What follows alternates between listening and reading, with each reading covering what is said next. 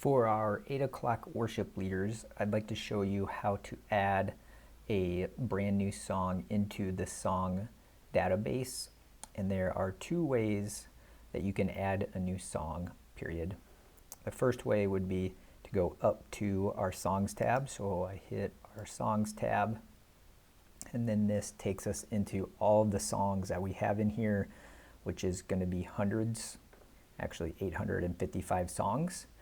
And so if I'd like to add a new song that is not in the database, and the way to check this out is just to simply type in your song. So I'm going to test this on a song that I don't think is in here.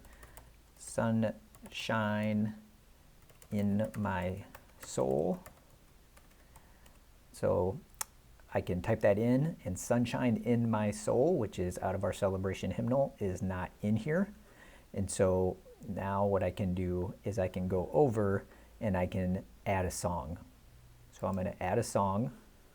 I'm going to type this back in, Sunshine in My Soul. Poor typing skills. And then what I'm going to do is create a new song, Sunshine in My Soul. And what we can do, what I would suggest doing, that some of you have been doing, which is helpful, is to put the celebration hymn number in here. But I'm going to suggest we put it after the title because it makes it easier to search. So I'm going to come in here, and this is 747. So I'm going to put it in parentheses, and that lets us know that that is from the celebration hymnal. I'm going to create the new song, and then from here it will ask us a few things. And some of this is helpful to fill out if we know, but not the end of the world if we don't. We can put in a key. And so the hymn here I see is in the key of G. So I'm going to put that in. And then from here I can just hit submit. And then it brings us into Sunshine in My Soul. Now what I like to do when I can do it is I'll go in and I'll fill in some of the different information. So this song is in 4/4. I do not know the BPM, so we're not going to fill that in. The length of song, sometimes we just have to guess, but I like to put in a length of the song. You know, most hymns are anywhere from 3 to 4 minutes, and so I always go high rather than low so that this information is brought into Planning Center when we put it into a service. So we're at 4 minutes, 4/4. If I know the BPM, I'll fill that in. And then from here, and this is where I can do some of the back-end work, is I will go in and I can put in a lyric or chord chart. The other thing that I do is I go to CCL and I actually can download the hymn score, and then I would put it in here. But you guys don't need to do that. I can definitely do that. I want to keep doing that for you. So from here, now I can go back into a plan. So I'm going to go to August 31, 8 o'clock service. I can go in here. I'm going to add a song, and I can search for Sunshine in My Soul. There it is. I'm going to click on that. And then I'm just going to exit out because you'll notice that it has come in.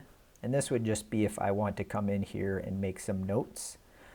So again, we have band notes, which we use for like lead vocalist.